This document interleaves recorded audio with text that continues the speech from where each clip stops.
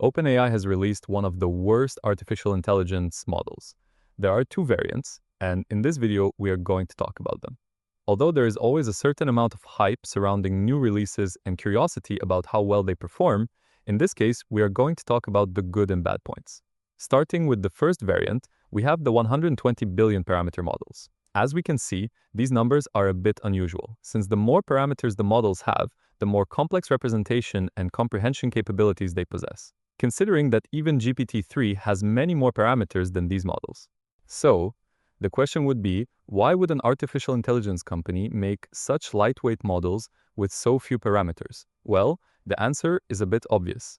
As you know, most models are unable to run locally. For example, Chinese companies such as Moonshot AI or Zhipu make models such as Kimi K2 open source, but they exceed the capacity to be run on our PCs. The Kimi K2 model has a total of 1 trillion parameters and 32 billion activated. Now, imagine running this locally, it would be impossible. Another very important thing is what open weight means. Compared to open source and closed models, the difference is that with open weight models, you can download the weight slab parameters of the trained model, you can run it locally on your hardware, you can modify and adapt it fine-tuning, and you can redistribute it according to the license.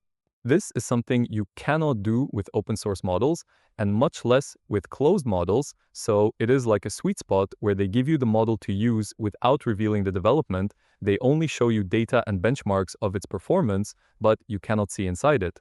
Knowing that you can do whatever you want with this model, we could investigate a little bit about why it is called that.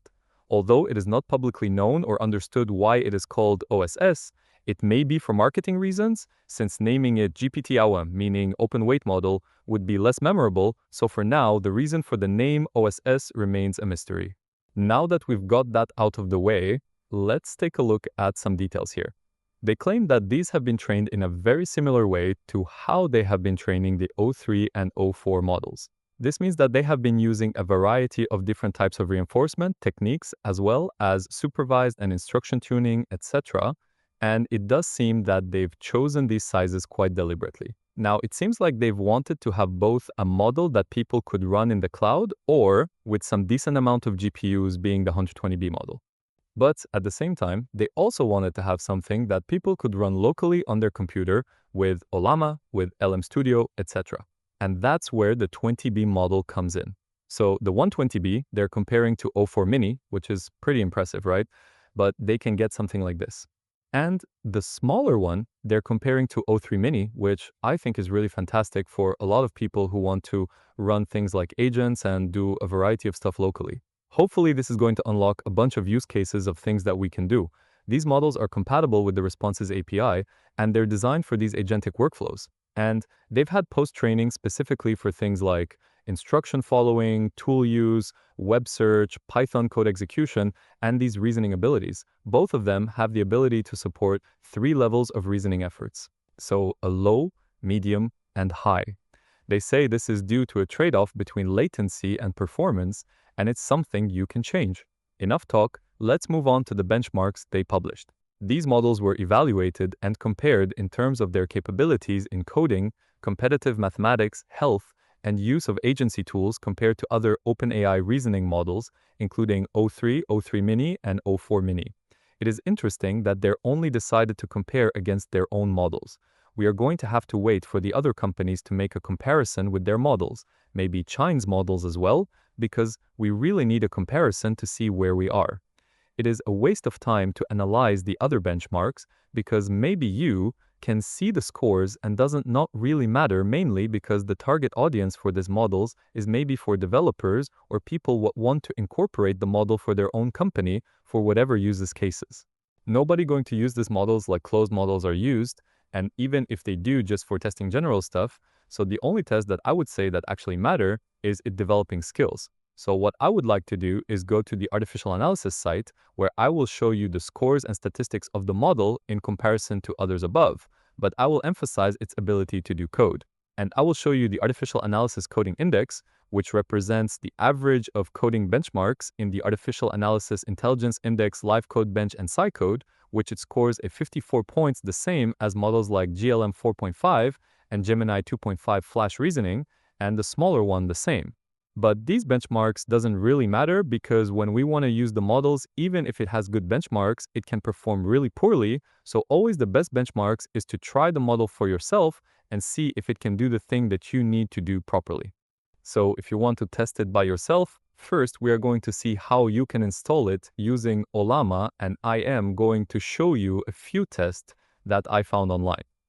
The first thing we are going to do is go to the official Ollama website where, as we can see, they are already promoting it. Where it says OpenAI Ollama partner to launch GPT-OSS, if we click there, it will take us to all the documentation that was released on August 5th. There is a lot of useful information there, such as how much RAM you need to use for each models. Well, as we can see, they also partnered with NVIDIA so that you can run much more efficiently with the NVIDIA GPUs as well. Some users have been experiencing problems even with a Mac with 16 GB of RAM and even running it on the AMA, which has been quite slow for them. But this may not necessarily be the case for everyone. As you can see, installation takes less than a minute. When I opened Ollama, it already had the 20 million parameter model loaded. You don't need to install anything external, which is great.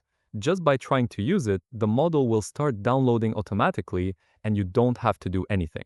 Now I'll show you some tests and demos I found online that I find quite interesting. As you can see, it is characterized by having a large amount of text and very good development. It also thinks a lot, like Gemini 2.5 Pro, for example. These are models whose reasoning process is quite long. If we look at the result we're getting here, we can see that it's very comprehensive, right? We're getting good results. There's a lot of thought behind it. To me, the thinking is more like summaries of thoughts than the actual chain of thoughts that is being generated. But we don't have those AI models open to verify it anyway. They don't give us the actual raw thinking. I was hoping that with some of these models, we would get a really good, raw, step-by-step chain of thought with reasoning tokens, but it seems that what we get are more like summaries of that. That said, the answer is very comprehensive, right? We have a fairly long answer, thought process, step-by-step, reasoning tokens, but it seems that what we get are more like summaries of that. That said, the answer is very comprehensive, right? We have a fairly long answer for this. It hasn't been quick, but we can see that it's a very detailed answer. You can also use them through the OpenRouter API, or you can use LM Studio to obtain them locally. I'll let you try it out for yourselves to see if you can find any use for it. See you next time.